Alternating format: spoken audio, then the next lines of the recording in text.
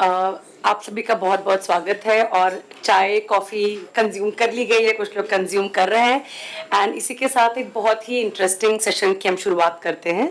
मैं बुलाना चाहूँगी डॉक्टर नेहा भट्ट को अपना सेशन शुरुआत करने के लिए। बहुत बहुत धन्यवाद रुचिका जी। आ जाइए सब, तालियां छोड़ दीजिए। आ जाइए। थोड़ा वेट कर सकते हैं 2 मिनट और? कोई है बाहर? बहुत सारे प्रैक्टिशनर्स भी आए हैं आज। मैंने डॉक्टर्स को इनवाइट किया था, नर्सेस को इनवाइट किया था, दिल्ली में जो जिनको मैं जानती हूँ, सोशल वर्कर्स को, लैक्टेशन मदर्स को, लैक्टेशन काउंसलर्स को। तो उनमें से आई थिंक 5-6 लोग आए हैं। कुछ शायद आने वाले हैं, पता नहीं, शायद कुछ काम पे भी हैं। ट्यूसडे को है। मैं शुरू करूं फिर? ठीक है। नहीं, एक सेकेंड। मेरा स्टाइल थोड़ा सा अलग है, तो मैं चाहती हूँ कि आप पास में आ जाइए, क्योंकि मैं दूर हूँ काफी। तो आप पीछे ना बैठें, पास में आ जाइए। और पहले रो में एक्चुअली कुछ इंटरेस्टिंग चीजें हैं जिसके बारे में मैं बताऊंगी। आ जाइए।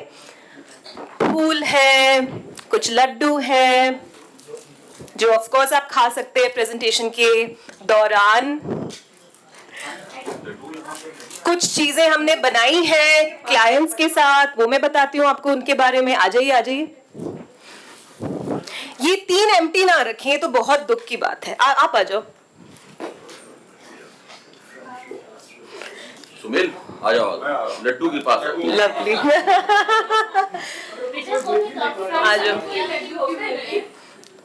Neha, this is front row, last row discrimination. Yeah, I am very discriminatory. I am the queen of discrimination. आ जाइए। तो पास आएंगे नहीं, इन्हीं के पास आना। अच्छा, और जो दूसरे हैं जो पीछे बैठे थे, उनको अपनी रो में कुछ मिलेगा, थोड़े कंकड़ कौड़ी टाइप्स। आप उसको छू सकते हैं, उसको मतलब आप उसको अपने पास रख सकते हैं। मैं बताऊंगी, मैं बाद में बताऊंगी क्यों। लेकिन हाँ, और आप रेगुलेट कर सकते हैं अपने आप को उस चीज के द्वारा। कुछ खाने की चीजें हैं, कुछ अगरबत्ती है, सूंघने की चीजें हैं, कुछ देखने की चीजें हैं। हाय, आ जाइए। हाय, नाइस टू सी यू। आ जाइए। आप पहले आ जाइए, क्योंकि आप भी प्रैक्टिशनर ही हैं और हम तो जानते हैं आपको। आ जाइए।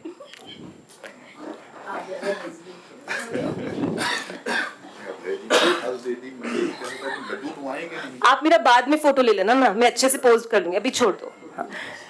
आप जो पीछे बैठे, जो हमेशा पीछे बैठते हैं, मैं थोड़ा सा डिस्क्रिमिनेट कर रही हूँ। आप प्लीज आ जाइए, थोड़ा आगे आ जाइए, तो मुझे भी ज्यादा कनेक्शन फील होगा। आ जाइए, आप आ जाइए। जो बहुत प्रोफेसर्स हैं और जो फेलोज बैठे हैं, प्लीज आ जाइए। 2 मिनट और।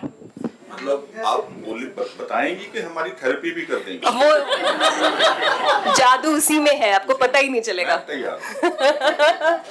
आ जाइए, प्लीज आ जाइए, थोड़ी आगे आ जाइए। अच्छा, और दूसरी बात जो होने वाली है कि जब प्रश्नोत्तरी होगी, जो मैं एक्सपेक्ट कर रही हूँ, क्योंकि लंबा सेशन है, काफी डीप सेशन है, मैं उसके बारे में भी थोड़ा बोलना चाहूंगी शुरू करने से पहले। लेकिन प्रश्नोत्तरी में मुझे बोला गया है, जिसकी मैं इस चीज की बहुत अप्रिशिएटिव हूँ कि जो प्रश्न पूछेंगे वो प्रैक्टिशनर्स पहले पूछेंगे। तो हम ये मॉडरेटर जी का, ये अध्यक्षता जी का बहुत अच्छा आइडिया था कि प्रैक्टिशनर्स को पहले थोड़ा सा मौका दिया जाए, ताकि वो अपने जो non academic clinical practice based questions भी है डीकोलोनियलिटी के बारे में और सेक्सुअल शेम के बारे में, हम उसमें चर्चा कर पाए। तीसरी बात, मैं तो अपना डॉक्टरेट मुझे बिल्कुल पसंद भी नहीं है जो मैंने किया, तो मैं चाहती हूँ कि आप मुझे एक्सपर्ट की तरह ना देखें।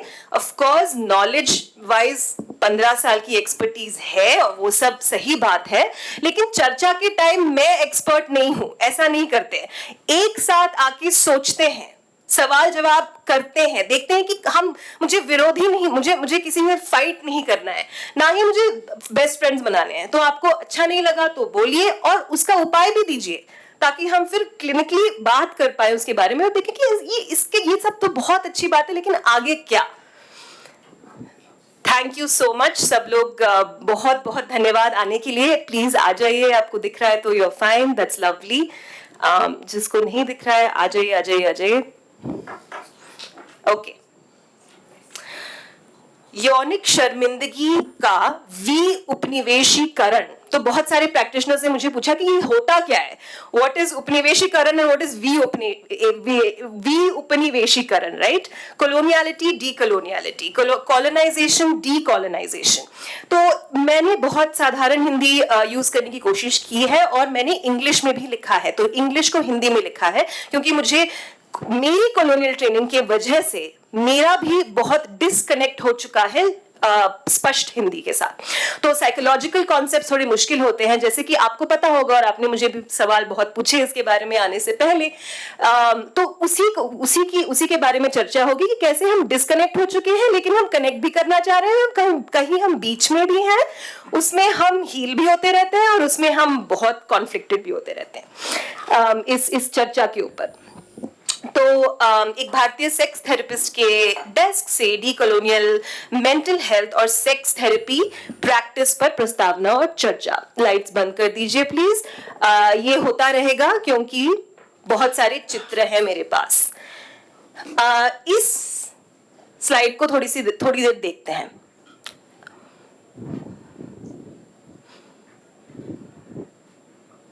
मेरा आपसे प्रश्न ये है, इन चित्रों पर रिफ्लेक्ट कीजिए, हो सकता है तो मैप करें आपके मन में पहले क्या आता है इसको देखकर. आप मैप करें.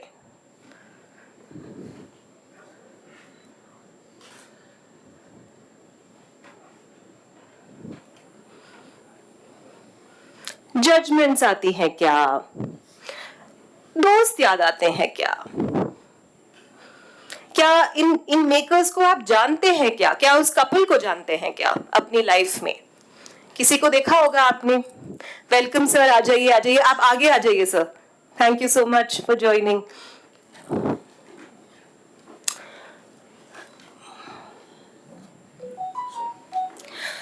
तो मुंबई में बैंडस्टैंड में मेरा एक ऑफिस हुआ करता था बहुत सालों पहले. तो जब मैं ये किताब लिख रही थी जो आने वाली है, जिसकी प्रमोशन मैं अभी नहीं करूंगी, बाद में करूंगी, लेकिन ये इम्पोर्टेंट है बोलना, इस बात को बोलना कि जब मैं इस चैप्टर को लिख रही थी तो ये बहुत सोमैटिक एक्सपीरियंस मेरे मन में एक आया. मुंबई के बांद्रा में स्थित बैंड स्टैंड के पीछे की चट्टानें मेरी मानसिक दृष्टि में एक विशेष स्थान रखती हैं. विशेष रूप से जब ये चैप्टर मैं लिख रही थी, मुझे उस स्थान की सुगंध याद आती थी. सूखा पपीता, चिपचिपा मीठा पसीना, नमी और पत्थर के साथ त्वचा का संपर्क. The connection of body to material that we see. इस समाज में जहां हमें शर्म और मॉरल पुलिस से बचने के लिए बचपन से ही दोहरा जीवन जीने की सीख दी जाती है, मुझे लगता है कि हमारे लोगों के लिए ये चट्टानें सिर्फ चट्टानें नहीं होती है. मुझे ये चट्टानें और भारत में ऐसे कई पब्लिक स्पेसेस जो सेमी प्राइवेट हो जाती हैं, शहर के प्रेमियों के लिए शांति देने का अनुमान लगती हैं. पहली नजर में आपको लग सकता है कि इसमें क्या है, ये तो मतलब मैं तो रोज देखती हूँ या रोज देखता हूँ या मैं मतलब इसमें क्या है, यहाँ सिर्फ रंगों का कोई खेल चल रहा होगा. अच्छा ठीक है, अच्छा सीनरी अच्छी है. लेकिन अगर गौर से आप 2 मिनट बैठकर देखें तो शायद कुछ और गहरा महसूस हो. मुझे नहीं पता आप कितने लोग बैंडस्टैंड गए हैं और आपने देखा है. शायद इन्हीं चट्टानों में से आपको एक ब्लाउज, किसी का पैंट, IIT ट्यूशन से लौटा हुआ बॉयफ्रेंड का एम्प्टी लंच बॉक्स, एक लहराता हुआ हाथ, कॉन्डम का रैपर, किसी की शर्मीली हंसी, हाथों के बीच चल रहा फोरप्ले इत्यादि इत्यादि खेल देखने को मिलते हैं. शायद हमारे लोगों की शर्म मुक्त अंतरंगता और सेक्सुअल स्वामित्व की चुगलियों का ध्यान आपको मिल पाए. So maybe for a minute we can drop the conflicts in our mind that we are so regressive and whether we were progressive or can we drop that for 1 second and maybe just look, what do you see in public spaces? Who occupies those spaces? And and what are the materials there. मेरा नाम नेहा है, मेरे अंग्रेजी में तो pronounce she या hers है, हिंदी में तो प्रोनाउंस चाहिए नहीं होते हैं, ये मुझे लगता है। मैं विभिन्न शहरों बैंगलोर, मुंबई और शिकागो में भारतीय मूल के लोगों के लिए 15 इयर्स से चिकित्सा प्रैक्टिस चला रही हूँ। मेरे 3 क्लिनिक्स हैं। मैं कला चिकित्सक और सेक्स थेरेपिस्ट के रूप में प्रशिक्षित हूँ। तो मेरे टॉपिक के बारे में मैं 2 सेकंड के बाद बात करूंगी। पहली बात मैं कहना चाहती हूँ कि ये ट्रिगरिंग है प्रेजेंटेशन, क्योंकि चित्रकला के द्वारा मैंने बहुत सारी चीजें दर्शाई हैं जो आपको ट्रिगर कर सकती हैं और शायद करेंगी भी। जो कुछ स्टूडेंट्स आए हैं जो बहुत दूर से आए हैं वो शायद देख चुके हैं सेंट ज़ेवियर्स में या किसी और मास्टर क्लास में शायद देख चुके हैं। तो आप जब प्रश्नोत्तरी करेंगे आप प्लीज इसके बारे में थोड़ी गहराई से प्रश्नोत्तरी कीजिए, क्योंकि आपने शायद देख चुके हैं कि आपको पता है। लेकिन जिसको नहीं पता है उसको शायद घिन आएगी या ऐसा लगेगा कि थोड़ा ज्यादा नहीं हो गया है, या शायद अपना ही ट्रॉमा नाचता हुआ दिखेगा, शायद कुछ नहीं होगा।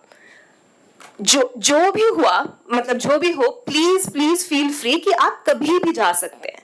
प्लीज किसी को ऑब्लाइज करने की जरूरत नहीं है, वो भी एक डीकोलोनियल प्रैक्टिस है। आप कभी भी छोड़ के जा सकते हैं, आप चाय लेके आ सकते हैं इफ दैट्स ओके। IIC और सेंटर सहमति देती है अपनी, तो आप कुछ अपने आप को नरिश कर सकते हैं, क्योंकि थोड़ी ट्रिगरिंग सी प्रेजेंटेशन है ही।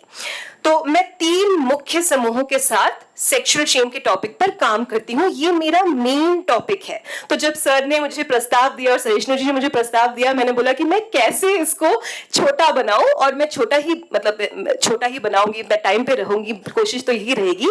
लेकिन इसके इतने पहलू हैं और कल्चरली ये इतना गहरा सब्जेक्ट है, क्योंकि मैं 3 लोगों के 3 समूह, 3 groups, my work is with 3 groups of people, victims and survivors of sexual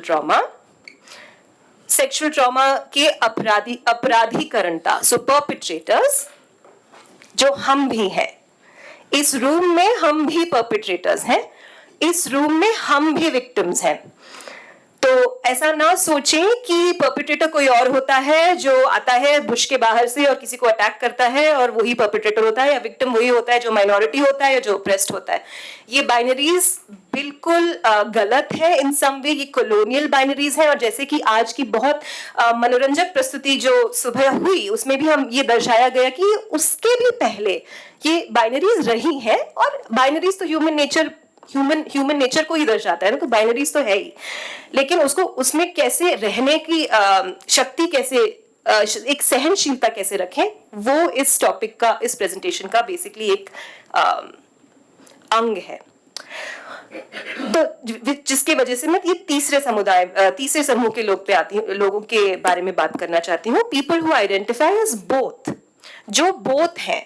अगर आप सेक्स करते हैं तो आपने परपेट्रेशन शायद किया हो।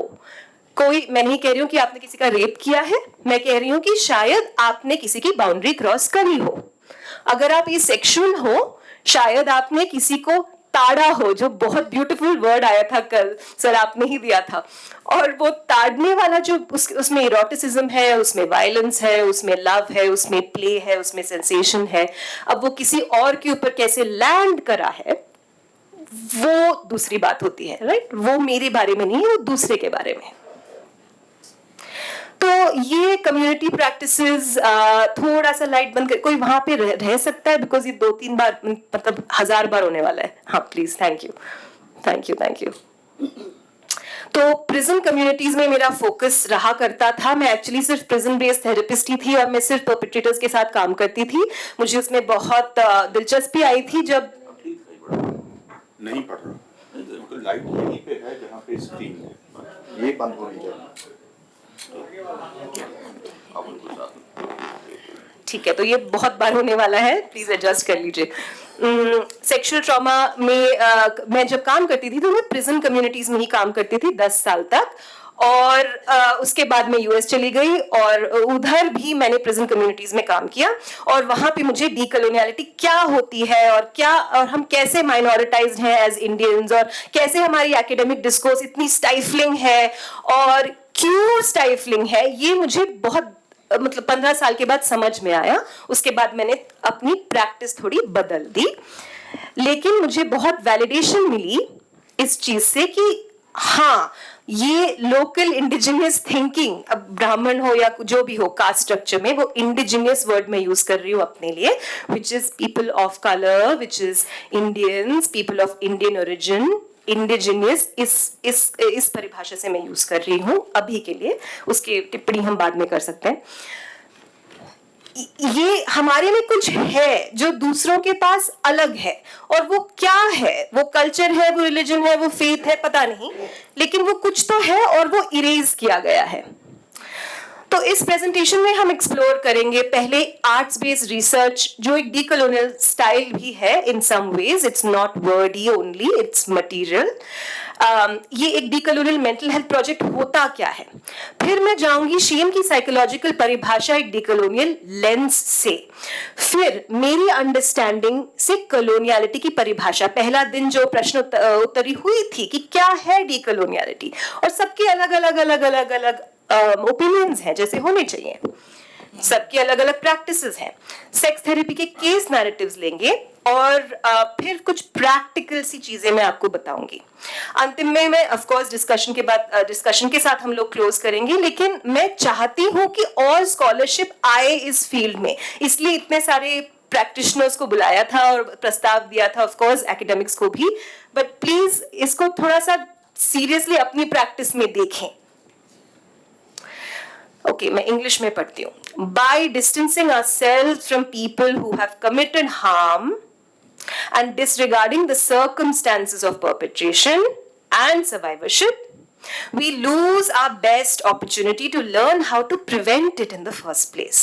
When we pick binaries like oppressor oppressed, minority majority, victim perpetrator, yes, it's important at one end, but we also reinforce a type of either or thinking and refuse to understand कि हमारा भी part है इसमें, in creating an ashamed, a very shameful, silent society जो double minded life ही जीती है। ये normal है हमारे लिए double life Jeena.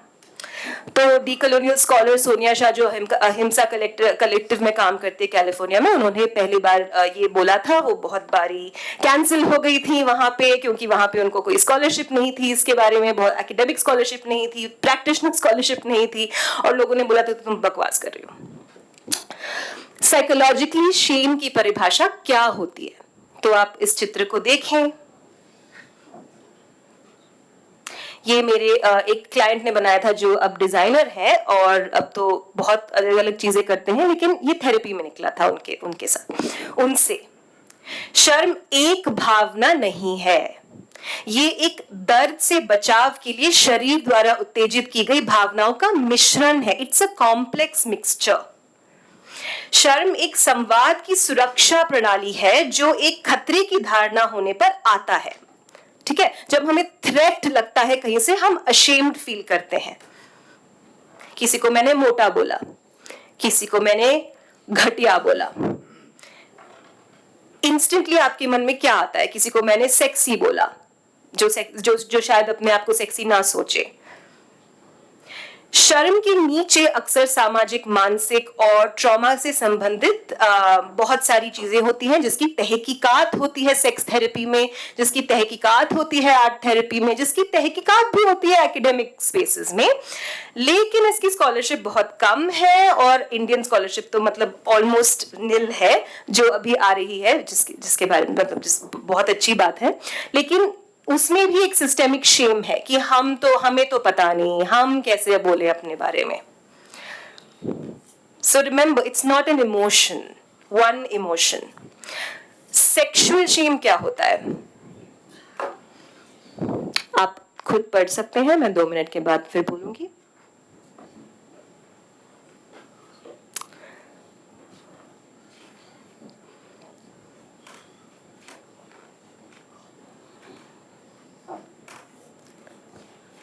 Lights on कर दीजिए प्लीज।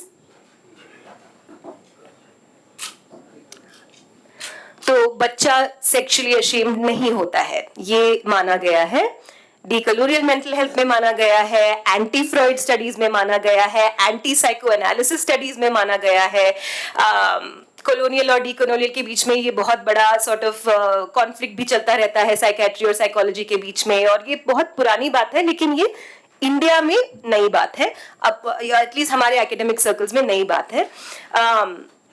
तो जिस स्कूल ऑफ थॉट से मैं बिलोंग करती हूँ, जो डी कॉलोनियल मेंटल हेल्थ है, वो कहता है कि सेक्सुअल शेम फैमिली में नहीं होता है, सेक्सुअल शेम ऐसे पैदाइशी नहीं होता है, वो दिया जाता है, किसी ने दिया है आपको। ऐसा नहीं है कि आप बॉर्न होते हो और आपको लगता है कि मैं ऐसी क्यों हूं, मैं ऐसा क्यों। सो उसकी परिभाषा थोड़ी सी इंपॉर्टेंट है, क्योंकि इसके बारे में मैं आगे आपको आर्ट भी दिखाऊंगी। तो ये दो बातें हैं, shame and sexual shame. Light बंद कर दीजिए प्लीज। हाँ, वो पढ़ने की कोई जरूरत नहीं, थोड़ा सा ऑन ही रखिए, क्योंकि फिर लोग सो जाते हैं। सोना भी अच्छी बात है, दैट्स फाइन, लेकिन मेरा जॉब है कि आपको मैं अवेक रखूं। तो हाँ, ओके, थैंक यू। तो आप पढ़िए मत, डोंट वरी अबाउट दैट, लेकिन आप जब चित्र आएगा तो उस टाइम में हम थोड़ा सा ज्यादा डार्क कर देंगे। And intersectional approach to sex therapy, ये एक बहुत नई टेक्स्ट बुक है, लेकिन ये बहुत पुराने ब्लैक इंडिजिनियस फेमिनिस्ट स्कॉलर्स हैं जो बात कर रहे हैं इसके बारे में। ऑल्टरनेट सेक्सुअलिटी जो बोलते हैं, जो सर ने बोला है, सर ने मॉर्निंग में, कि normative sexuality, alternate sexuality, queer affirmative sexuality, ये भी एक तरीके का कॉलोनियल टर्म ही है। और मैं नहीं मानती कि क्वियर की परिभाषा सिर्फ जेंडर सेक्सुअलिटी से होती है, जो आई हमारे बहुत ब्यूटीफुल सेशन में अभी, कि भक्ति की भावना क्वियर हो सकती है, सूफी की भावना क्वियर हो सकती है, कनेक्शन टू डिवाइन क्वियर हो सकता है। तो न्यूरो क्वियरनेस एक नया वर्ड आया है, जिसकी मैं तो बहुत बड़ी फैन हूं, जो कहता है कि ये सिर्फ ये इंडिजिनियस सोसाइटीज में ऐसा नहीं देखा जा सकता कि ये क्वियर है या ये क्वियर नहीं है। जब मैं ऐसे बोलती हूँ तो ऑब्वियसली मैं भी कैंसिल हो जाती हूँ, लेकिन कोई बात नहीं, इसके बारे में चर्चा हम कर सकते हैं। लेकिन ये कहता है कि ये लेंस ही बहुत ओपन है, जहां पे आप अगर किसी भी नॉर्म से अलग हैं, मेल फेमिनिस्ट की बात आई थी, मेल फेमिनिस्ट भी क्वियर है, ये 2 दिन के पहले की बात है। इस परिभाषा में जो भी अलग चॉइस लेता है वो क्वियर है। तो अब जब हम इस सॉर्ट ऑफ विजन से देखें, तो बहुत ये सेक्सुअल शेम जो है, और अगर हम उसको जोड़े कि ये जो डॉक्टर नित्या प्रकाश ने बात की थी कि sexuality is not only about, I am going to use the word fucking, it's not only about sex. Sexuality is about power. Sexuality is about how okay am I in my body? How do I walk? How do I take space? Am I good at saying no? Am I good at saying, sir, I need more time? Sir, my audience wants to have food. Or am I just not okay with that? That is also sexuality. It's not about anybody else. It's about me. तो ये decolonial mental health की परिभाषा में आता है। तो अगर ये आता है, तो सेक्सुअल शेम भी बहुत बड़ा टॉपिक हो जाता है, राइट? बिकॉज जिस भी तरीके से आपकी पावर को अटैक किया गया है, वो एक तरीके की सेक्सुअल शेमिंग ही कहलाती है। ओके, ट्रॉमेटिक सेक्सुअल एक्सपीरियंसेस मैं बस बहुत झट से बोलूंगी, शायद चोट पहुंचेंगी कुछ लोगों को। Rape, molestation, childhood abuse, incest, traumatic, मैंने कंसेंट नहीं किया, किसी ने मेरे साथ किया, ठीक है। फिजिकल या इमोशनल, मुझे पता भी नहीं था होने वाला था, हो गया, किसी ने मेरे साथ धक्का मारा, किसी ने आके मेरे को बोला कि तू ऐसी है, ऐसा है, किसी ने मुझे वर्ड बोल दिया और वो बहुत हर्ट हुआ, और मेरे पास जगह ही नहीं थी बोलने के लिए वापस कि तुम चुप रहो, और जब मैंने बोला तुम चुप रहो तो मुझे चुप करा दिया गया। मैसेजेस रिसीव ड्यूरिंग चाइल्डहुड, बच्चे बहुत सेक्सुअल होते हैं, ये हम साइको एनालिसिस फील्ड से एग्री करते हैं कि नॉन इरोटिक बच्चे पावरफुल होते हैं, और ये भक्ति में भाव में भी आया है। बचपन से बच्चों को पता होता है वो किस डायरेक्शन में जा रहे हैं, वो क्या लेके आए हैं, और अगर हम अपनी मेथोलॉजी में जाए तो वो किस पास लाइफ की दर्शना को लेके आए हैं, वो भी है जो बिल्कुल अनसाइंटिफिक माना जाता है, और बिल्कुल वो डीकॉलोनियल स्टडीज में वो तो आया भी नहीं है अभी तक। होप कि आप कुछ लिखेंगे उसके बारे में। तो बच्चों को पता होता है सेक्सुअल शेम ये हो रहा है, young people are quick learners, जल्दी से सीख जाते हैं। तो जब मुझे थ्रेट होता है बचपन में, तो मैं वो मैसेज कैरी करती हूँ, क्योंकि मेरा ब्रेन बहुत फ्लेक्सिबल होता है, बहुत ही मैलिएबल होता है, और तब मैं अलोन फील करती हूँ, क्योंकि तभी मेरे को बताया गया था कि भाई तुम तो बहुत अलग हो, तुम तो जाओ, तुम तो लड़कियों को शायद प्यार करती हो तो तुम लड़कियों से प्यार करती हो, तुम लड़के जैसे ड्रेस कर रही हो, तुम बहुत बोल्ड हो, तुम बहुत थिन हो, तुम बहुत फैट हो, जो भी तुम्हारे बूब्स बड़े हैं, तुम्हारे बूब्स छोटे हैं, जो भी बहुत बोला गया है।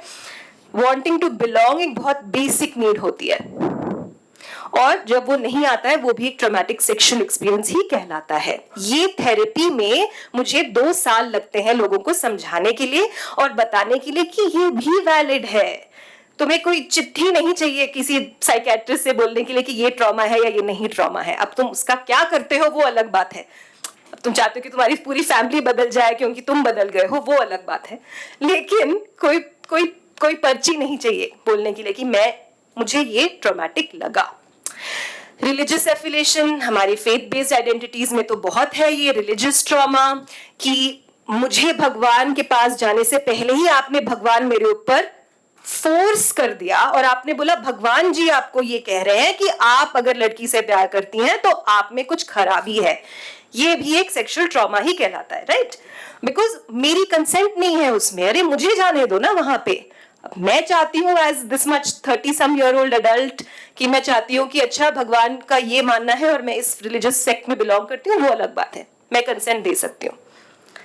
बीइंग ओपनली जज्ड, ये तो कॉलेजेस, और ये बहुत इंपॉर्टेंट है क्योंकि कॉलेज कल्चर में बहुत चलता है कि हम बोलेंगे कि हम प्रोग्रेसिव हैं या रिग्रेसिव हैं जो भी, लेकिन जजमेंट दिख जाता है बहुत सामने से कि ये मेरे को कैसे देख रहा है या मेरे को कैसे देख रही है। तो एंड जब वो बहुत ओपन हो जाता है तो एक तरीके का उसमें वायलेंस आ जाता है कि भाई तुम तो हो ही नहीं ना, तो मैं तो तुमसे बात ही नहीं करूं। ओके, इसकी ये इतनी लंबी परिभाषा में नहीं पे थोपना चाहती हूँ, लेकिन मैं ये इंग्लिश में ही लिखा है क्योंकि ये ब्लैक स्कॉलर ने लिखा है और उसमें हिंदी ट्रांसलेशन में बहुत मिस हो रहा था तो मैंने इंग्लिश ही रख दिया इसमें। Just the middle line, coloniality instead refers to long-standing patterns of power that emerged as a result. अब वो क्या क्या डिफाइन करते हैं? Culture, labour, intersubjective relationships, knowledge production. Beyond Ambedkar University, where does this knowledge go? Right? Beyond my PhD, where does it go? It just sits mostly in a book or in a podcast in the same language जिसमें हम comfortable हैं। Coloniality alive होती है books में, criteria of academic performance में, cultural patterns में, common sense में। ये मुझे बहुत अच्छी लगती है परिभाषा, कॉमन सेंस में, कि वो ताड़ना जो बोल रहे थे आप कल, कि जब मुझे कोई आदमी ताड़ेगा तो मैं ऑटोमेटिकली बोलूंगी कि ऑफ कोर्स वो सेक्सुअली देख रहा है। क्या पता वो मेरे से फ्रेंडशिप बनाना चाहता हो, क्या पता वो मेरी मदद करना चाहता हो, क्या पता वो इंटरेस्टिंग पर्सन है जो बोल रहा है कि यार तुम तो अच्छी लग रही हो, चलो कॉफी पीते हैं, जो भी। और जब हम ये कहते हैं कितना नाइव लगता है ना। मैं अपनी मम्मी को बोलती हूँ पागल हो तुम, और मैं तो बचपन से ये कर रही हूँ तो मैं तो मतलब पागल ही कहलाती हूँ इन सम वे। लेकिन it's very important to see this, क्योंकि जब आप उस बाइनरी से निकलेंगे तो कितने कॉन्वर्सेशंस आते हैं उससे जो इन सम वे डी कॉलोनियल है, क्योंकि वो हमारे कॉमन सेंस के अगेंस्ट आते हैं। थेरेपी में ये बहुत मुश्किल है क्योंकि अब मैं क्लाइंट्स को हेल्प कर रही हूँ बोलने के लिए कि आप कॉमन सेंस के अगेंस्ट जाइए, लेकिन बहुत सारे ट्रॉमेटिक एक्सपीरियंसेस हुए हैं जो कॉमन सेंस को ऑलरेडी मिटा चुके हैं। तो अब मैं कहाँ पे हूँ as a decolonial therapist? ये बहुत बड़ी कॉम्प्लिकेशन है हमारे फील्ड में। रवि का एग्जाम्पल लेते हैं। Of course names identities change की गई हैं। हाँ, मैं गे हूँ, मेरी सेक्सुअलिटी सामान्य नहीं है। रवि मेरा एक क्लाइंट हुआ करता था, उसमें सुधीर सिंह लिखा है, वो उन्होंने उसके बारे में लिखा है, रवि के बारे में नहीं लिखा है। रवि मेरे क्लाइंट हुआ करते थे जो फिर पब्लिक पर्सन बन गए और अपनी गे आइडेंटिटी के बारे में लिख रहे थे। तो वो मुझे सॉरी सब ठीक है। सो वो मुझे कहते रहते थे कि हाउ कैन आई बिगिन, और ये 15 साल पहले की बात है, कि ये बहुत कॉम्प्लिकेटेड है नेहा, ये तो नहीं होने वाला है, अब तो मैं फाइट ही करता रहूंगा आप सबके साथ, क्योंकि मेरी गे आइडेंटिटी इसी पे ऑलमोस्ट विकसित है, या मतलब it's based on this idea कि मुझे गोरे, ब्लू आईज, मस्कुलर गे मेन पसंद है। जो पॉर्न में भी दर्शाया जाता है, दिखाया जाता है, ओवर यूज होता है उस आर्केटाइप का। तो रवि ने कहा कि मेरी एडोलेसेंस तो फुल बिल्कुल इसी के साथ, मतलब ये तो 10 साल मेरी adolescence, right, from age of 8 to 18 मैंने तो अपने आप को कमरे में बंद करके इंडिया में स्मॉल शहर में सिर्फ वाइट पॉर्न ही देखा है। अब आप मुझे कह रही हैं कि आप डीकॉलोनाइज करिए और मैं आपकी मदद करती हूँ, ये कैसे होगा, राइट? तो मैं सोल्यूशन ये दे रही हूँ अभी, मैं प्रॉब्लम बहुत बार प्रॉब्लम जो रिलेटेड टू ट्रॉमा है ये इंपॉर्टेंट है, सोल्यूशन बाद में हम सब सोचेंगे। I offer truth is, sorry ये आपने पढ़ लिया, ये इंपॉर्टेंट है जो उसने लिखा है, प्लीज वो हिंदी में जो राइट में लिखा है आप पढ़ सकते हैं। प्रिय नेहा, मेरी इच्छाओं को डीकॉलोनाइज करना मैं कैसे शुरू करूं? मैं 37 इयर्स का हो चुका हूं। मुझे हमेशा पता था कि मैं उन लड़कों की तरह सफेद नहीं हूं। इसका मैंने उस समय ज्यादा से ज्यादा कनेक्शन नहीं बनाया, ना मेरे फ्रेंड्स ने बनाया, ना मेरे फैमिली ने बनाया, क्योंकि मैं तो कॉलेज गया, कॉलेज में सारे लड़के जो भी गे हैं, जो क्वियर कल्चर में बिलीव करते हैं, उनके तो सारे आइडियोलॉजिकल, ये जो डिस्कशन होती रहती थी कल हमारे बहुत महत्वपूर्ण थेरेपिस्ट फ्रेंड्स जो आए हैं, यंग तो उनके साथ ये कॉन्फ्लिक्ट ही चल रही थी इन अ गुड वे कि आइडियोलॉजिकल या नॉन आइडियोलॉजिकल। क्वियरनेस जो आइडियोलॉजिकल बन जाए फिर वो कैसे इंक्लूसिव रहेगा, और इंक्लूसिव इन अ डीकॉलोनियल वे, उसका क्या मतलब ही क्या है, क्या हम क्या बोल रहे हैं फिर? क्या हम बोल रहे हैं वो पत्थर की, मतलब कृष्णा की पूजा करके उसको प्रोजेक्ट बनाओ, क्या हम उसको सपोर्ट कर रहे हैं? क्योंकि ये भी एक फियर है कि हम इकोनॉमिकली उसको मैनिपुलेट कर रहे हैं क्या भगवान को और हिंदुइज्म को। ये तो एक समुदाय का बहुत बड़ा फियर है। और दूसरा फियर है कि अच्छा ठीक है, सब कोई कैंसिल कर दो और बस अपने उसमें रहो और अपने फ्रेंडशिप में बोलो कि देखो मुझे तुम पसंद हो, मुझे मैं पसंद हूँ, और एक 1 रूम 1 BHK ले लो दिल्ली में, कोई पूछने नहीं वाला, रहो अपनी life Jio. So he asked a very important question and it got published, and then Manvinder Gohil came out as the first, India's first openly gay prince, and जिसने फिर उन्होंने आके बोला कि हेलो मेरे पेरेंट्स मुझे ब्रेन सर्जरी कराना चाहते थे और बहुत, मैं तो थेरेपिस्ट और साइकेट्रिस्ट और साइकियाट्रिस्ट के पास गया, बहुत हार्म हो गया मुझे। This helped Ravi, not Neha Bhatt, not some psychiatrist. This helped Ravi. मैं किसी साइकियाट्रिस्ट की निंदा नहीं कर रही हूँ, ऐसे लगता है क्योंकि मैं ऐसे बोलती हूँ, किसी की निंदा नहीं कर रही हूँ मैं कह रही हूँ ये वीडियो, ये जो वायरल वीडियो है, जो किसी का इंस्टाग्राम अकाउंट है या किसी का टिकटॉक वीडियो है या टकाटक वीडियो है, वो हेल्प करता है लोगों को। तो उन्होंने बोला अब मुझे समझ में आ रहा है आप क्या कह रही थी, क्योंकि अब ये मानविंदर की लाइफ, और आप जाएंगे उसमें देखेंगे क्या सहा है मानविंदर जी ने। अपर कास्ट है, अपर क्लास है, वो सब प्रिविलेजेस हैं, लेकिन स्टिल उनकी जो क्वियरनेस है और जो सेक्सुअल शेम है उसको उन्होंने कैसे चैलेंज किया, रिक्लेम किया, पब्लिकली आके बोला कि मैं इस पूरे प्रॉपर्टी को त्यागने के लिए तैयार हूं, लेकिन मैं हूं, हाँ हूं तो ये हाँ हूं तो स्लोगन तब से शुरू हुआ, जो फिर क्वियर कम्युनिटी ने अपना लिया। फिर रवि ने लिखा कि वो गया मेरे से पहले वो गया मनोचिकित्सक के पास, और उन्होंने कहा कि देखो तुम्हें बहुत सारी थेरेपीज देते हैं कि तुम लड़कियों को पसंद कर लो। ये हमें पता है इस रूम में कैसे होता है, लेकिन शायद आपको नहीं पता वो इतना हार्म जो ऑलरेडी सोसाइटी डाल रही है और फिर मनोचिकित्सक भी डाल रहा है, वो तीसरी बार जब मेरे पास आता है एज अ केस, अब वो मुझे 15 साल 20 साल का बैगेज आप एक आदमी के ऊपर डाल रहे हो और कह रहे हो कि थेरेपिस्ट मुझे हेल्प करेगी या फिक्स करेगी। वो भी एक कॉलोनियल आइडिया है, ठीक है, वो भी mental health practice in its formation in some way colonial है। ओके, अब इन कॉन्सेप्ट्स के साथ हम थोड़ी सी जोड़ करते हैं, और मैं इसलिए ये रिपीट कर रही हूँ क्योंकि बहुत बार फीडबैक आता है कि आपने इतने बड़े शब्द बोल दिए लेकिन वो ज्वाइन नहीं हुआ, तो मैं ज्वाइन करना चाहती हूँ। कॉलोनियल इम्पैक्ट जिसके बारे में हमने बात की, सिस्टेमिक ट्रॉमा, जी ये हम सब एक पेज में है, राइट, ये तो सब समझते हैं, राइट, ओके। शेम एक इमोशन नहीं है, वो थ्रेट है। थ्रेट को हील करना है। बहुत तरीकों से हील होता है, हो भी सकता है, होता भी है, बात नहीं की जाती है, बस रह लेते हैं लोग, लेकिन हमारे डीकोलोनियल प्रैक्टिस में हो जाता है।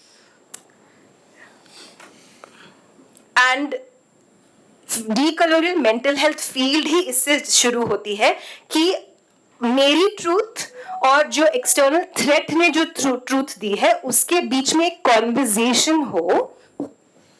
ये वर्सेस मैंने शब्द यूज किया है क्योंकि ये पुराना डेफिनेशन है, वर्सेस। ये टेक्स्ट बुक डेफिनेशन है डीकोलोनियल मेंटल हेल्थ की, वर्सेस। लेकिन अब पोस्ट कोलोनियल स्टडीज में या प्रैक्टिकली देखें तो ये वर्सेस का कोई ऑलमोस्ट दायरा ही नहीं है। मतलब what is the boundary for this? So मैं बोलती हूँ एंड मेरा ट्रूथ और सोसाइटी का ट्रूथ, अब मैं इसको नेविगेट कैसे करूं? ठीक है, ये 3 कॉन्सेप्ट्स हैं, इसको आप प्लीज माइंड में रखिए क्योंकि ये आर्ट के समय में मैं ज्यादा बोलने वाली नहीं हूं, तो उस टाइम में कॉन्सेप्ट्स काम में आएंगी। डीकोलोनियल मेंटल हेल्थ स्टडीज अब क्या बोलता है, नेक्स्ट स्टेप क्या है, शेम की हीलिंग का सुझाव क्या है? तो शबनम सुमैया है, मलयाली आर्टिस्ट हैं, बहुत अच्छी दोस्त भी है मेरी, लेकिन इनका जो ये वायरल हुआ था एक बहुत अलग तरीके का इनका रिस्पॉन्स था। किसी ने उनको क्रेडिट नहीं दिया क्योंकि वो इमेज आप शायद जो सोशल मीडिया में है वो जानते हैं, ये बहुत फेमस इमेज है एटलीस्ट हमारी जनरेशन में। किसी ने उनको क्रेडिट नहीं दिया और उन्होंने बोला मुझे क्रेडिट का कोई शौक नहीं है, मेरी आर्ट लोगों तक पहुंचनी चाहिए, मुझे कोई फर्क ही नहीं पड़ता है कि आपने नाम लिया या नहीं लिया। बिकॉज ये जो इमेज है ये साउथ इंडिया में बहुत पॉपुलर हुई थी और बहुत सारे मैरिजेस फिर जो मेरे पास कपल्स आए थे वो कह रहे थे कि ये तो मेरे पति भी करते हैं, ये तो मेरे बॉयफ्रेंड भी करते हैं, लेकिन मैंने कभी सोचा ही नहीं कि दिस इज एक्चुअली एम्पैथी। मैंने सोचा this is role, this is ठीक है मैं बीमार हूं वो आ गया, this is empathy, this is actually वो ब्रेक डाउन करके आप सोचें तो ये नॉन जजमेंटल कनेक्शन है। ऑफ कोर्स हर कॉन्टेक्स्ट में वो नॉन जजमेंटल नहीं होता है, लेकिन हम दर्शाने की कोशिश कर रहे हैं कि अगर हम लोगों की सहनशीलता बढ़ाएं और एम्पैथी जैसे भाव रस जो कल आया था उसमें हम उस फीलिंग को थोड़ा सा बढ़ाएं और नॉन जजमेंटल कनेक्शन रखें तो कम्युनिटी के द्वारा बहुत सारी हीलिंग हो सकती है। और इसके लिए क्लिनिकल सेक्स एजुकेशन की जरूरत नहीं है इन दैट कॉलोनियल वे। ये अलग तरीके की सेक्स एजुकेशन हो जाएगी जो पहले इन सम वेज थी। जैसे कि मैं बोलना चाहती हूँ कि मेरे गांव से जो क्लाइंट्स आते हैं उन अबॉर्शन इज नॉर्मल। ये तो सिटी अर्बन एलीट वुमेन की प्रॉब्लम है कि हम बोलते हैं कि अरे बाप रे ये हो गया कि तुम ऐसी हो, तुम गर्भवती हो या नहीं हो या जो भी है। अबॉर्शन उनके लिए नॉर्मल है। वो उनके विलेज में और हर एक विलेज में भारत में एक प्रथा है कि कैसे अबॉर्शन की जाएगी और किसी को बताने की जरूरत नहीं है। ऑफ कोर्स शेमिंग होती है, मैं उसको इरेडिकेट, मैं उसको इरेज नहीं कर रही हूं। मैं कह रही हूं कि लोगों के पास डीकोलोनियल सॉल्यूशंस बहुत पहले से हैं। ये हमें देखने की जरूरत है इन अ लॉजिकल वे। आप प्लीज लाइट चला दीजिए।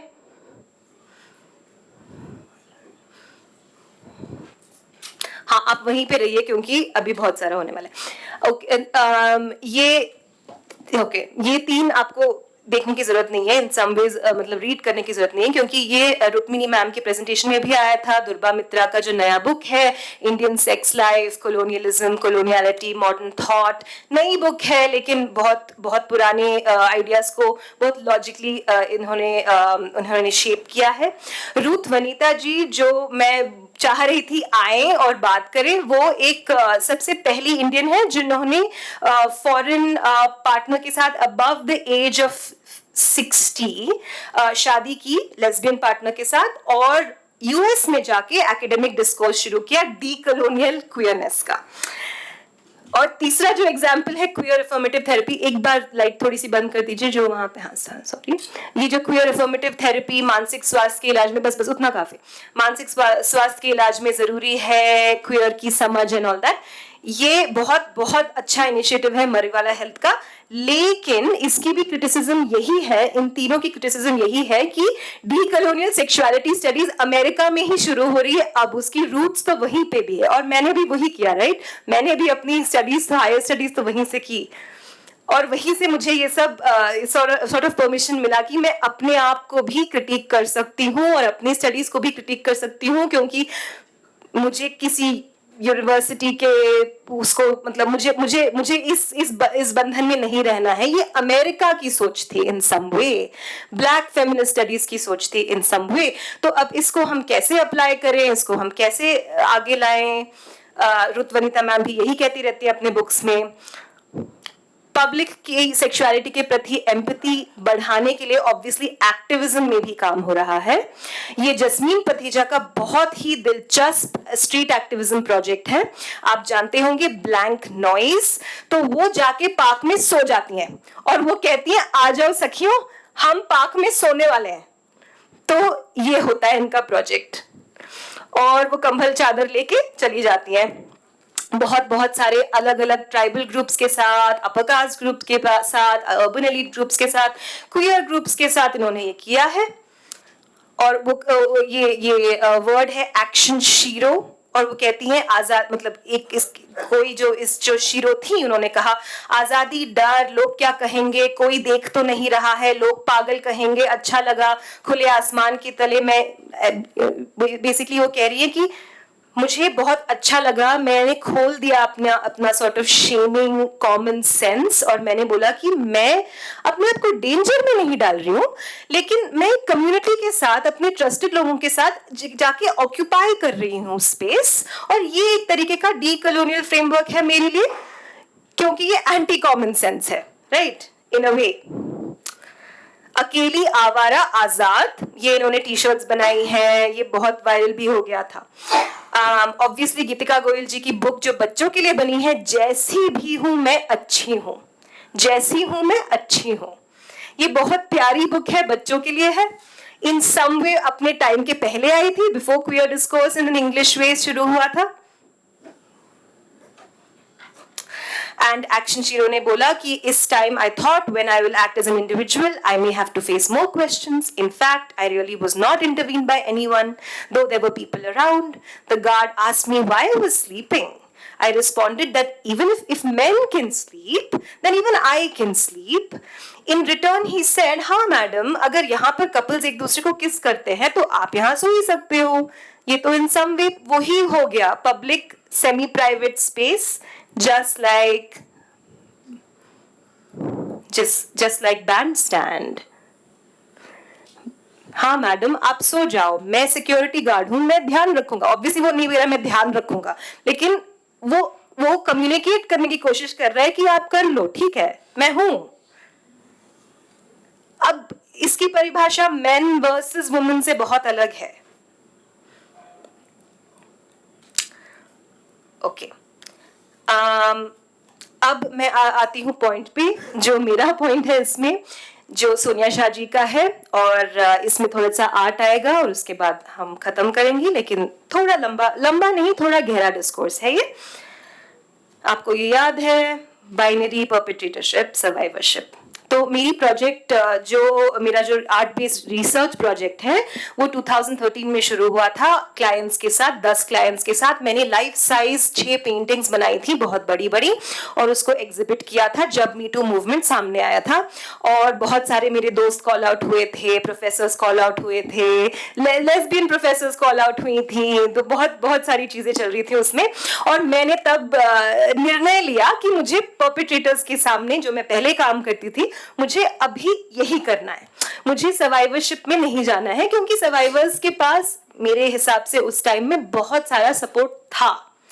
और मैं कहना चाहती थी कि अगर हम इसको नहीं देखेंगे तो फिर हम वही कॉलोनियल प्रॉब्लम को रिपीट कर रहे हैं कि तुम बाहर जाओ, तुम तो, मेरे को नहीं पता तुम्हारा क्या होने वाला है, तुमने रेप किया लेकिन तुम जाओ। और ये मैं कहना चाहती हूँ, जो अदर थेरेपिस्ट हैं, जो ये सबकी प्रैक्टिस में जरूरी नहीं है कि आप अपने अंदर ये सहनशीलता बनाए कि आप अपने परपेट्रेटर के साथ काम करें या किसी और के परपेट्रेटर के साथ काम करें। मैं ये नहीं कह रही हूँ कि सबको ये करना है, मैं कह रही हूँ कि मैंने ये किया है। ये मेरा आर्ट था कि मैं स्प्लिट हो गई थी मीटू के दौरान भी, और अंदर से मैं अपने आप को बहुत स्प्लिट ही समझती थी कि मैं तो बिल्कुल सर्वाइवर्स को सपोर्ट करती हूँ, लेकिन यहाँ पे मैं बहुत सारे परपेट्रेटर्स के साथ काम कर रही हूँ। ये ट्रिगर वार्निंग है। अब आप लाइट बंद कर सकते हैं थोड़ी देर के लिए। आपको रूम से बाहर जाना है तो आप जा सकते हैं, प्लीज रिमेंबर दैट। जो रेगुलेशन चीजें हैं आप प्लीज पकड़े उसको, जो जो करना है करें। आप दे सकते हैं दूसरे लोगों को फ्लावर्स या जो भी है, अगर कोई है आपके साथ जिसको बुरा लग रहा है। आप दूसरी वो वाली लाइट भी बंद करके देखिए, क्योंकि अनफॉर्चुनेटली मेरे कलर्स मिस हो रहे हैं इसमें। कुछ इंग्लिश में है, कुछ हिंदी में। She held me like a baby, my sweet girl, my darling me, when I was 12, when she was 31, when she suckled fruit, its nectar seeped deep down into the cracks of my back, by the wrinkles on my face, into the salty wound that she left each time I thought of her. I, duplicitous, I, chaotic, came upon another, one of her, succulent, sweet, and gorgeous. I couldn't stop. I didn't stop. Why didn't I stop? I should have stopped. Fiza, 46 years old, childhood sexual abuse survivor. आपने देखा मैंने गलती कर ली, रवि नहीं फिजा होना चाहिए, यही actually client confidentiality के लिए है ये, तो सॉरी, फिजा सकल्स फ्रूट। मैंने उसी केस एग्जाम्पल को इसमें भी नाम डाल दिया, उस पर्सन का नाम रवि नहीं है। आप देखेंगे इसमें फ्रूट है, इसमें सोमैटिक है। ये आर्ट पीस जो क्लाइंट और मैंने बनाया था एक साथ, मैं बिल्कुल फोरग्राउंड में हूँ, मैं आगे हूँ, मेरे आपको घुंघराले बाल दिखेंगे, वहां पे टंग्स निकल रहे हैं, क्योंकि ये सर्वाइवर आए थे और बोल रहे थे कि मैंने ये किया, अब मैं क्या करूं, और आप मेरे गुरु हैं और आप मुझे शिष्य बना लीजिए और आप मुझे सेव कर लीजिए। और मैं ले रही थी अंदर अपने। When I was 5 years old, our family driver G played a sex game with me. All I remember is coconut trees. वहाँ पे coconut trees थी, बहुत बादल थे, एक weird sensation था मेरे body में। मैंने अपने पापा को कहा और G बिल्कुल fire हो गया उस next day। मुझे नहीं पता कि वो rape था या नहीं, because मेरे लिए traumatic नहीं था, लेकिन मैंने सोचा कि शायद जो चीज़ traumatic नहीं होगी उसको मैं भूल जाऊंगी। लेकिन at 21 मैंने रियलाइज किया कि मैंने अपनी गर्लफ्रेंड के साथ भी यही किया। ये पुराना सेक्स गेम फ्लैश होता रहा मेरे मन में और मैंने पुश किया उसको, खेलो खेलो खेलो मेरे साथ, यही गेम खेलो। जब हम अपने रस में थे, इरोटिक रस में थे, उसको नहीं अच्छा लगा। अब मुझे समझ में आ रहा है कि मेरी जो मोस्ट ऑफ मेरी एडल्ट रिलेशनशिप्स जो है उसमें मेरा अपर हैंड रहा है और मैं यंगर पार्टनर्स को ही डेट करती हूं, फिजा ने कहा। लेकिन मैं तो पावरफुल फील ही नहीं करती। आप बताओ क्या करना है? Which led me to, अब मैंने फिर से फिजा लिखा है, लेकिन चलो Fiza, another Fiza. Please take your time इस इमेज के साथ। पीनस है, पपाया है, कीवी है, टैटूज है, आई होप आपको दिख रहे हैं, मेहंदी है। इसको लगे मुझे 2 महीने बनाने के लिए, ये लाइफ साइज है। लड़का क्या है लड़की, तुम्हारी चोंच मेरी चड्ढी। What is a boy? What is a girl? A bird's beak lies within the creak of my underwear. Mummy didn't see us playing with our toys. Hold my tongue close to yours before you suckle, before you chuckle. I won't tell her and you will not too. Right? मैं नहीं बताने वाला हूँ, mummy को नहीं पता। मेरे और मेरे भाई सेक्स गेम्स खेला करते थे जब हम 7 और 8 साल के थे। 6 साल तक ये चलता रहा। मुझे बहुत गंदा लगा, लेकिन फिर अच्छा लगने लगा। क्या मैं सिक हूं? प्लेजर और पेन मेरे लिए एक ही होता है मैम।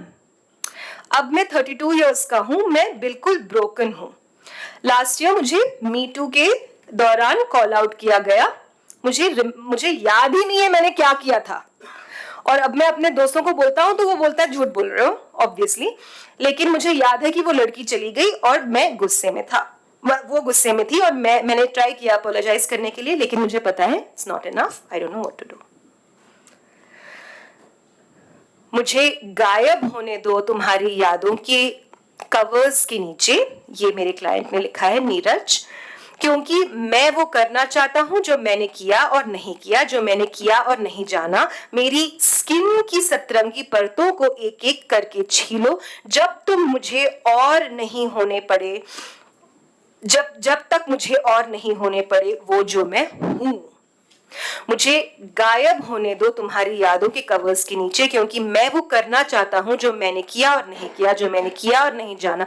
मेरी स्किन की सतरंगी परतों को एक एक करके छीलो, जब तक मुझे और नहीं होना पड़े वो जो मैं हूं।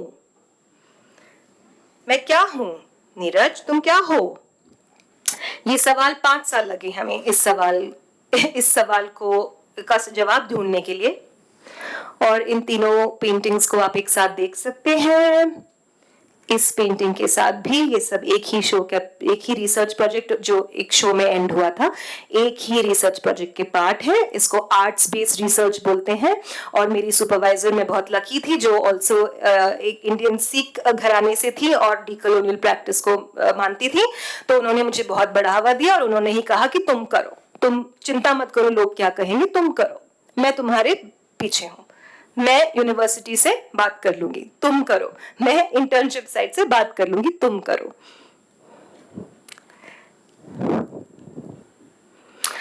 आप थोड़ा सा लाइट ऑन कर सकते हैं। Thank you.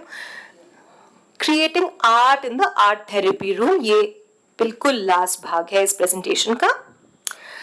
अब क्या किया जाए? 5, 6 साल, 10 साल, 17 साल, सेक्सुअल शेमिंग सो कॉमन हमारे सोसाइटी में, हमारे समाज में। क्या किया जाए? अब ये किया जाए जो हमारे हाथ में। मैंने सॉरी, थोड़े और लाइट ऑन कर दीजिए प्लीज, मेरे को दिखाना है। Thank you. इसको ऑब्वियसली वल्वा बोलते हैं, ये फीमेल का एक बॉडी पार्ट है। मैं डिस्ट्रीब्यूट कर देती हूँ। ये कॉटन के वल्वाज हैं, आप देख सकते हैं, मुझे वापस कर दीजिए। वेबसाइट में भी है, आपने पहले देखे भी होंगे, लेकिन इनको देख लीजिए एक बार। ये क्या आपके मन में, आप थोड़ा मैप कीजिए, आपको कैसे लगता है इसको छू के? शर्म आती है, गंदा लगता है, निंदा होती, क्या होता है, या अच्छा भी लग रहा हो?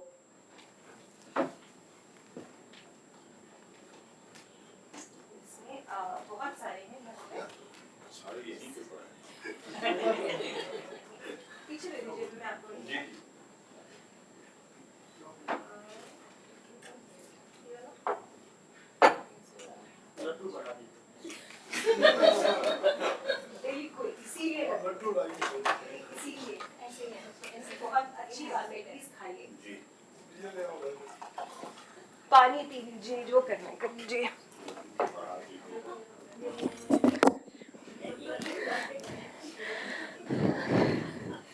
अब आप कहेंगे बिल्कुल थेरेपिस्ट जैसी बात कर ली, लेकिन ह्यूमर भी एक तरीके का डिफेंस ही होता है, और एक तरीके का शेम ही होता है। एक शेमिंग होती है हमारे साइकी में, और हम ह्यूमर से प्रोटेक्ट करते हैं अपने आप को। और ये ठीक है, मैं नहीं कह रही हूँ गलत है, मैं गलत नहीं कह रही हूँ, मैं किसी चीज को नहीं कह रही हूँ एक्सेप्ट रेप। कुछ चीजें गलत हैं ऑब्जेक्टिवली, यूनिवर्सली, लेकिन उसकी जजमेंट और वो जैसे अंदरूनी हमारे साइकी में बैठती है, उसका क्या होता है? वो जब सही गलत में चला जाता है तो हम हीलिंग से बिल्कुल छुटकारा पाके कहते हैं, आइदर उस बाइनरी में जाते हैं कि मेरे को कोई प्रॉब्लम नहीं है, या जाते मैं पूरा का पूरा इतना ट्रॉमेटाइज्ड हूं कि अब तुम ही मेरे को संभालोगी, और या संभालोगे, या मेरी पत्नी या मेरा बॉयफ्रेंड ही मुझे मेरी अपनी ट्रॉमेटाइज आइडेंटिटी से निकालेगा, या ये क्वियर समाज मुझे निकालेगा, या ये गुरु मुझे निकालेगा। मेरी तो उसमें कोई रिस्पॉन्सिबिलिटी है ही नहीं। सो decolonial mental health starts here. जब आप अपने स्वाभिमान को, अपने सेल्फ रिस्पेक्ट को रखेंगे बरकरार, और कहेंगे कि ये भी हो सकता है और ये भी हो सकता है, ट्रॉमा भी हुआ है, रिस्पॉन्सिबिलिटी भी है, सेल्फ रिस्पॉन्सिबिलिटी भी है, जिस जो इस और अब मैं खत्म कर रही हूँ, लेकिन यहीं पे आता है लव योर लेबिया, जो आर्ट थेरेपी का बड़ा अच्छा पार्ट है। ये दूसरी सुपरवाइजर थी मेरी, जो एक्चुअली वाइट अमेरिकन थी और क्रिश्चियन चर्च से वो छुटकारा पाके, इन द सेंस प्रोटेस्टेंट, बहुत ही खट्टर प्रोटेस्टेंट चर्च को छोड़ के आई थी और ब्लैक फेमिनिस्ट स्टडीज से जुड़ गई थी। और उन्होंने बोला कि मैं अपनी वल्वा में ये जो बॉडी पार्ट है उसको मैं फैब्रिक के द्वारा, रंग के द्वारा ये दर्शाना चाहती हूँ कि हम सब जैसे हैं, मैं जैसी हूँ अच्छी हूँ, हम सब जैसे हैं अच्छे हैं, बाल अच्छे हैं, ट्रॉमा ठीक है, होता है, एक साथ हम इसका सुझाव निकालेंगे। ये जो राइट में है वो कह रहा है कि STIs जब होती हैं, जो गोनोरिया होता है, जो जेनिटल वॉर्ट्स होता है, वो उसको नॉर्मलाइज करने की कोशिश कर रही है। और वो कह रही है, ऑफ कोर्स मैं नहीं कह रही हूँ कि गोनोरिया को सेलिब्रेट किया जाए, बट मैं कह रही हूँ कि जब सेक्स करते हो तो प्रॉब्लम्स नॉर्मल है, UTI नॉर्मल है, होगा, उसका उपाय सोचना पड़ेगा। लेकिन ये कहना कि वो हो ही ना, ये कैसे पॉसिबल है, वो भी इस टाइम में जब सेक्सुअली ओपन सोसाइटी है कुछ हद तक। तो इसको सेलिब्रेट ना करना, लेकिन कहना कि ये है, जैसे कि पॉर्न की बात हो रही थी कल, ये है, उसमें मॉरलिज्म में ना जाए, लेकिन प्रैक्टिकलिटी में क्या हम जा सकते हैं।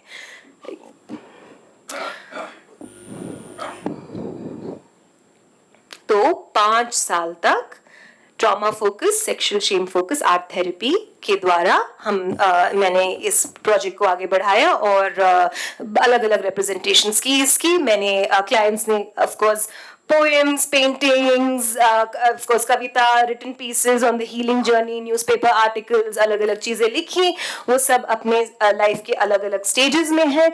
सॉरी, लाइट को थोड़ा ऑफ करना पड़ेगा 1 सेकेंड के लिए, ये दिखाने के लिए कि ये एक प्रैक्टिकल सोल्यूशन निकला इसका, जो है ट्रांसफॉर्मेटिव जस्टिस सर्कल, जहाँ पे लॉ को थोड़ा सा साइड में नहीं रखा, चैलेंज किया गया। और हमने ये मेरे ब्रिलियंट इंटर्न्स के साथ मैंने ये ग्रुप शुरू किया था, जो भारत में सबसे पहला था। इन अ वे ये बोलना इंपॉर्टेंट है बिकॉज ये पॉसिबल है, मैं इसलिए कह रही हूँ, ये नहीं कि कि मैंने किया था, लेकिन ये पॉसिबल है, जहां हमने सारे जो परपेट्रेटर्स हैं, जो सेक्सुअल सर्वाइवरशिप से भी आइडेंटिफाई करते हैं, उनको एक साथ लाया और कम्युनिटी के द्वारा हमने 16 वीक की हीलिंग ग्रुप रची। और उस ग्रुप के साथ हमने फिर उनको वापस रिहैबिलिटेशन में भेजा अपने घर पे, फैमिली की कंसेंट लेके, क्योंकि वो फैमिली मेंबर्स चाहते थे, इंडियंस फैमिली मेंबर्स चाहते थे कि वो घर वापस आ जाए। मैं कह रही हूँ, किसी ने अगर किसी का रेप किया है या किसी ने चाइल्डहुड मोलेस्ट किया है, वो चाहते थे कि वो घर वापस आ जाए, लेकिन with a sort of changed mentality. हमने किया, इसकी असेसमेंट्स भी की, कुछ चीज़ें ऑफ कोर्स सक्सेसफुल हुई, कुछ केसेस ऑफ कोर्स सक्सेसफुल नहीं हुए, जो इस प्रोसेस का पार्ट है। Work continues beyond my clinic, beyond the classroom, in various spaces, of course the book and Agents of Ishq का मैं नाम लेना चाहती हूँ, क्योंकि वो काफी काम कर रहे हैं इसमें। और एक्चुअली उन्होंने ही सबसे पहले मुझे बोला था कि जो तुम बोल रही हो तुम बोलती रहो, बिकॉज इसका ये हम स्कॉलरशिप के ऊपर काम कर रहे हैं, ये before Ambedkar, before TISS even इन्होंने सोचा था, बिकॉज टिस बहुत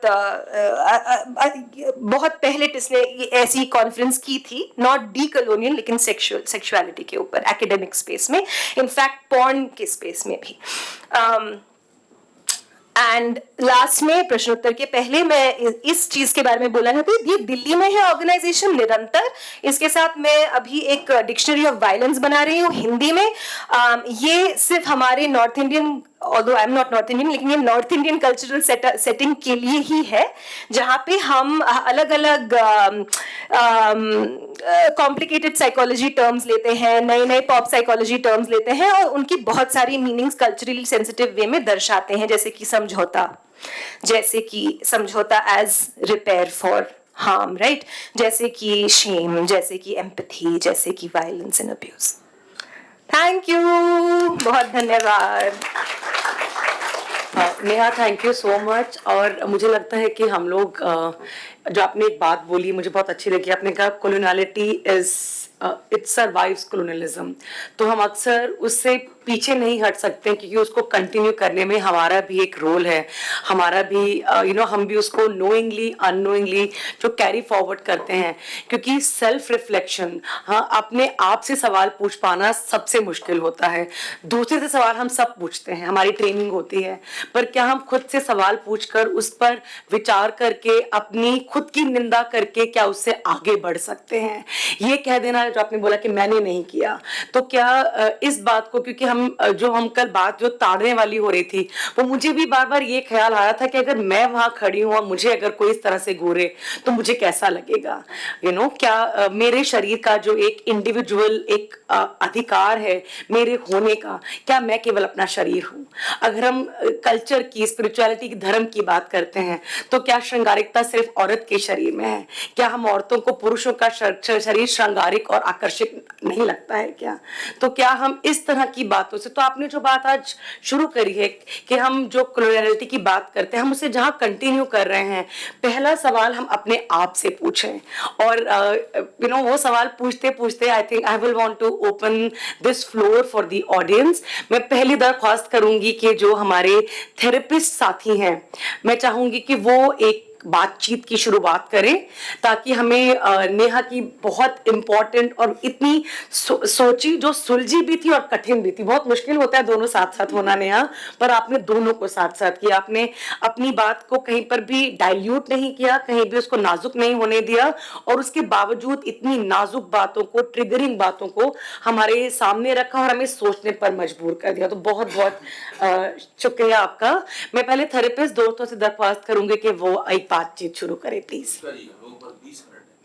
प्लीज पर पहले थेरेपिस्ट जी मैं याद रखूंगी सर। 20 मिनट में हम लोगों को फिर दूसरा सेशन आगे से ठीक है, फिर बाकी बातें तो हम खाना खाते खाते करेंगे। ठीक। मुझे ये एक्चुअली फाइंड आउट करना था कि कोई बाहर अगर ट्रिगर हुआ हो या उनके साथ एक तो कोई हो तो सहिष्णु जी इफ यू कैन चेक, और अगर कोई बाहर है तो उनको बोल दीजिए वो ट्रिगरिंग पार्ट खत्म हो गया, अभी Q&A है। Thank you.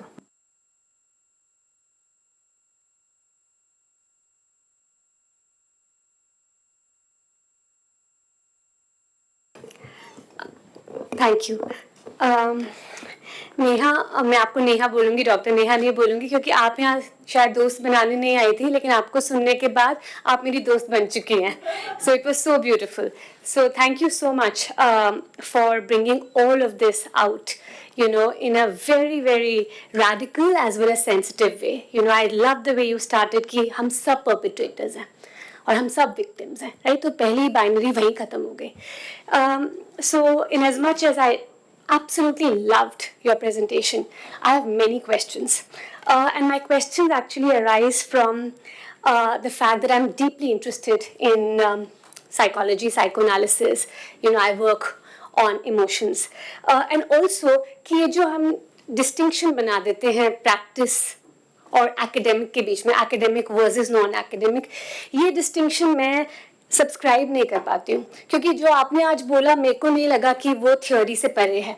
I think you spoke the way academics should speak, so I don't think that there is really a divide between there. And people like Nilofer Kaul, जो अंग्रेजी पढ़ाती हैं Hansraj college में, लेकिन वो प्रैक्टिस करती है, she is psychoanalyst, psychotherapist, right? So I mean I don't think कि इसलिए आपका जो थियोरेटिकल मटेरियल है वो आपके उसमें से ही आ रहा है, क्लिनिकल सेटिंग में से ही आ रहा है. एंड इसीलिए मेरे सवाल इंटरस्टिसेस ऑफ एकेडमिक वर्सेस प्रैक्टिस पे होंगे.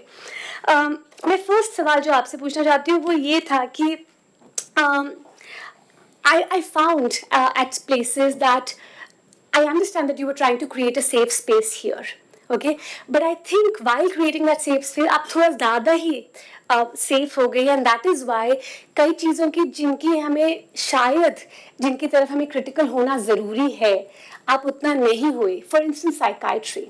Today, specifically today, जहाँ पे डिप्रेशन, बाइपोलर जैसी चीज़ों को बिल्कुल पैथोलॉजाइज और मेडिकलाइज कर दिया है, जो आज से 50-60 साल पहले नहीं था, right? And this is because of American psycho analytic institute, और कैसे वो उन कैटेगरीज को और पैथोलॉजिकल कंडीशंस को इंक्रीज करते जा रहे हैं. सो I mean, I think it is important for us to destabilize that and say something on psychiatry today. And I say that because I see my students, you know, जो psychiatric treatment में हैं, pills ले रहे हैं, and they have been totally, I have to say, and I say this with a little bit of responsibility, that they have been destroyed by uncritical psychiatric interventions. So मैं आपका उस पर विचार जानना चाहूँगी. Second चीज़ जो मैं आपसे पूछना चाहूँगी वो ये है कि आपने चाइल्ड सेक्सुअलिटी के बारे में जब बात किया तो आपने एक शब्द यूज़ किया non-erotic. And I'm not sure, like, if you can just elaborate on it. What do you mean by non-erotic? I definitely know you don't want to sanitize child sexuality of eros. You know, so uska, matlab, you know, what do you mean by that? Because Nilofer Kaur, jab child sexuality ke bare mein likhte hain, she said that it is about eros. It is as much about eros as it is about how we understand the sexual, which is not connected only to genitality and so on and so forth. The third question is a theoretical question precisely, which is around your definition of colonial, you know, decolonial mindset. और इसमें मैं आपकी बात, आपने वो हमें पेश करी थी आपकी coloniality की definition, but फिर भी मैं आपको समझ नहीं पा रही हूँ, क्योंकि on one hand आपने बोला कि anti-Freud studies, anti-psychoanalytic studies.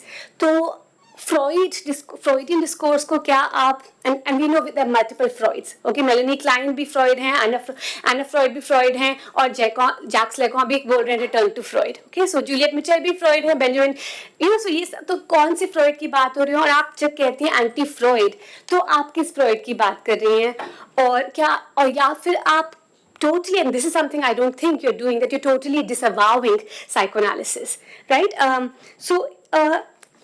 Or finally, okay, and this is a little provocative, so I know you will take it as a friend, that जब आप इसकी बात करते हैं कि decolonial, तो आपके सारे examples black feminist, black therapy groups से आते हैं. Is it something that we are slipping into identity when we talk about decoloniality? And in some way, we are trying to repress our whiteness somewhere. That is it. Thank you. So male, then Tripti, and please tell me your name. Aditi.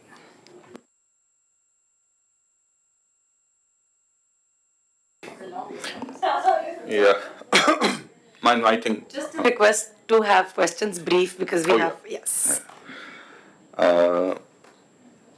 It's easy for me to be silent than to be brief. That's also a question. But the issue is that I'm reminded of Raymond Williams' scathing attack on Freud, in which he says that Freud essentially reproduces the fundamental dichotomy of the bourgeois society between the self and the society, that he doesn't resolve it, and that how, in a way, these binaries are kept, and how self has to express itself while having that dichotomy intact also, if I remember him correctly. And what he says is that, and you use the word empathy a lot, how to connect and how to, and he says that in distinction to this kind of Freudian method, he says, and I was actually struck by his simple formulation, that any profound human emotional connection is much more of a, has a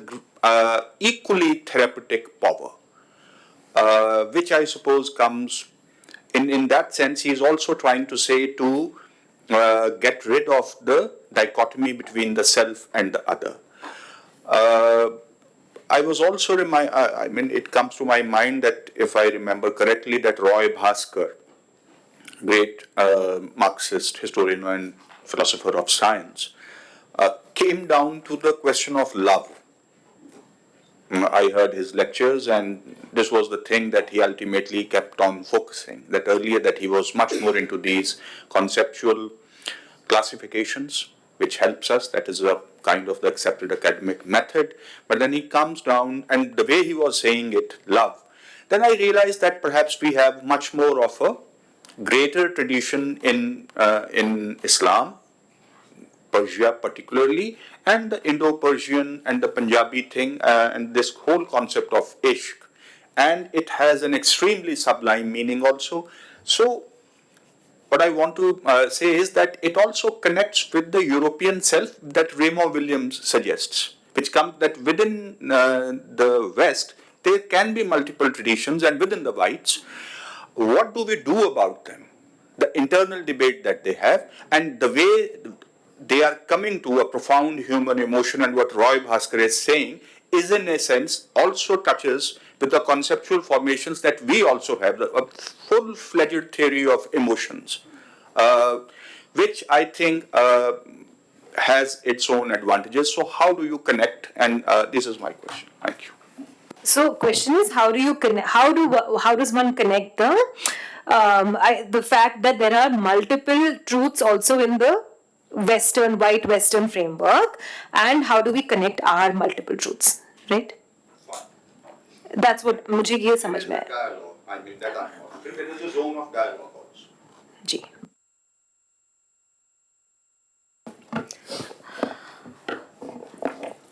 Neha ji, आपने एक बात कही कि बलात्कारी और पीड़ित एक ही व्यक्ति में होते हैं, हो सकते हैं, या ज्यादातर ऐसा होता है कि जो कभी पीड़ित रहा हो वो बाद में इस तरह से बलात्कारी जैसा कुछ भी व्यवहार करे. तो मेरी एक जिज्ञासा है कि जो निर्भया केस हो गया, या अभी कुछ दिन पहले ही अम्बेडकर नगर में दुपट्टा खींचते समय एक छेड़खानी के केस में एक लड़की की मौत हो गई, वो 12वीं क्लास की थी.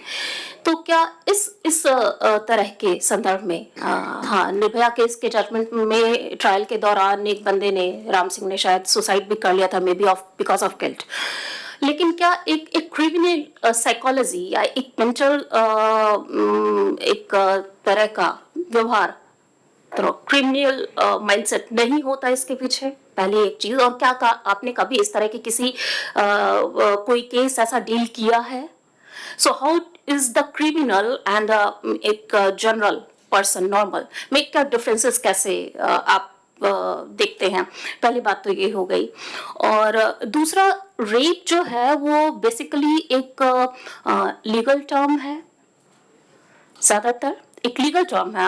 हम बहुत ज़्यादा केसेस जो देखते हैं, जो रियल केसेस होते हैं, वो बहुत ज़्यादा आते नहीं अगर पर्सनल कॉन्फ्लिक्ट अगर रिजॉल्व ना हो ज़्यादातर केसेस में, तो वो साइकेट्रिस्ट के पास जाते हैं. अदरवाइज सोशल इश्यूज ऐसे नहीं बनते. रेप के ज़्यादातर मामलों में जो लीगल होते हैं उनमें ज़्यादातर मसला पॉलिटिकल होता है, या वो कुछ लीगल या तो प्रॉपर्टी के केस में या कुछ रिवेंज के सेंस में, इस तरह के मुद्दों में ज़्यादा आता है. तो मॉलेस्टेशन एंड रेप जो एक लीगली डिफाइंड टर्म्स हैं, उनको आप कैसे इससे अलग करेंगी? एंड वन थिंग जो मेरे मन में एक कॉन्फ्लिक्ट भी है, जैसे मैं I have been on anti depressant medication since a decade और more than that, and it help me out. But this is also the truth कि ये दवाओं का बाजार बहुत ज़्यादा बढ़ रहा है, और ये कैटेगरीज दिन ब दिन बहुत वाइड होते जा रही हैं, और ये एंटी साइकेट्रिक मूवमेंट भी चला है. But still I am in my personal life I am realising that it help me out too. So how to take it? Thanks. My question is a little fundamental in the sense that आपने कहा था कि when we pick binaries such as victim, perpetrator, and then इससे मुझे याद आया कि आजकल practice में therapy sessions में survivor और victim जैसे शब्द बहुत यूज होते हैं, where the therapist is like आपको victim जैसा महसूस हो रहा है, आप survivor जैसे हो. And I remember एक सेशन में ऐसा हुआ, and I'm just like, ये आप क्लाइंट से पूछ के आप उनको ऐसे एक स्थिति में डाल रहे हो जहाँ पे दे आर डिसाइडिंग उनके साथ क्या हुआ. इंटरनली वो क्वेश्चन कर रहे हैं, बट हुआ वो एक्सटर्नली.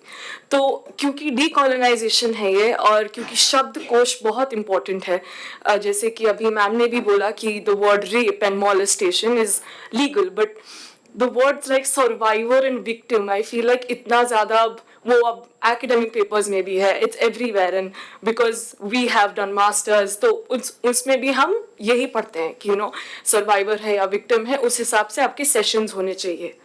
पर जब आप बोल रहे हो कि दोनों साथ में भी एक इंसान में हो सकते हैं, जैसे कि एक केस स्टडी में था where the person is 21 years old and they are like shit मेरे साथ हुआ था, उतना ट्रॉमेटाइजिंग मुझे नहीं लगा है, पर अब मेरे लिए भी वो हो गया. फॉर दिस पर्सन वो सर्वाइवर है या victim, and those words seem so I won't say stupid, but they seem very redundant in these cases. So आप as a practitioner क्या आप ये शब्दकोश यूज करते हो अपने प्रैक्टिस में? That's the question. Yeah. बहुत बहुत बहुत अच्छे क्वेश्चंस हैं सबके, और मुझे तो बहुत दिलचस्पी होती है कि कैसे आंसर्स तो मतलब आपने ही है जो आपने पूछा, एक दूसरे के बाद वो आंसर्स आती रहती हैं. शायद मेरे दिमाग में ऐसा भी चल रहा है क्योंकि मैं भी कलेक्ट कर रही हूँ डेटा और मुझे मिल रहा है कि ये तो एक्चुअली यही सवाल यहीं पे है. सवाल और जवाब एक ही में है. रुचिका जी, आप कुछ कहना चाहेंगी इसके बारे में?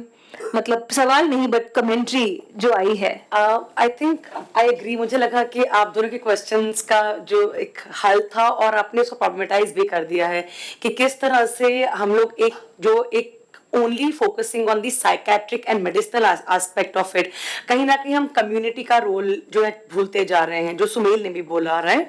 And I think that's what Neha आपने जो बोला कि थेरेपी में सिर्फ दवाई या एक सलाह नहीं होती है, उसकी जितने पहलू नेहा ने पॉइंट आउट किए हैं, जहाँ पे आप आर्ट फॉर्म से लेकर के पेंटिंग से लेकर के you actually use the sensory touch of feeling, normalising a body part, जिसके साथ में अक्सर हम शर्म को जोड़ देते हैं.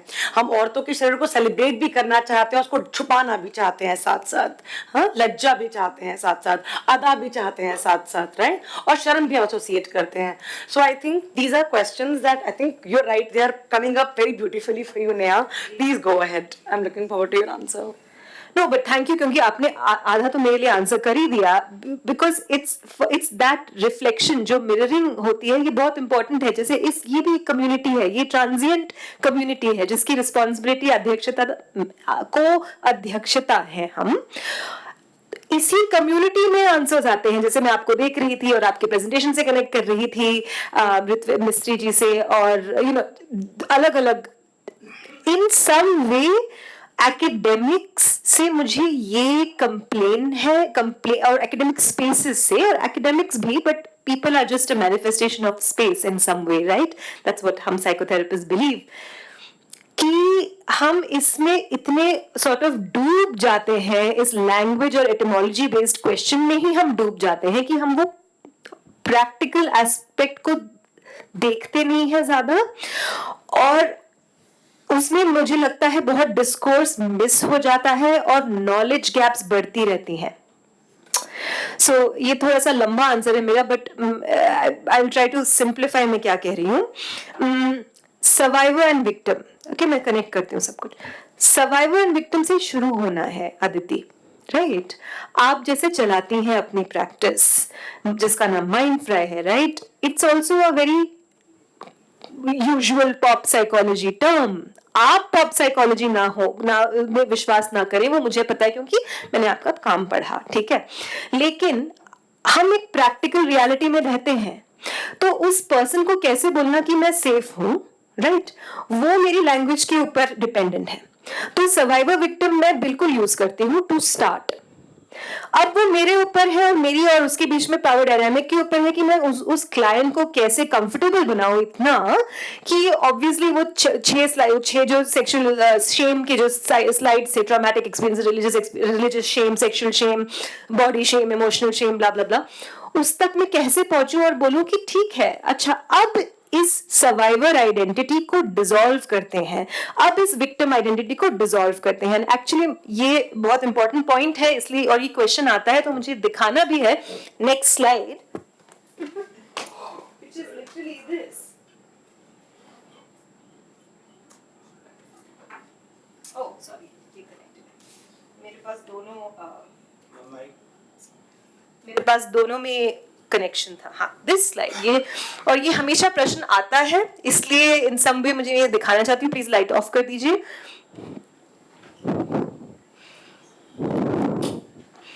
See, it's the difference between any empathy and clinical empathy is this.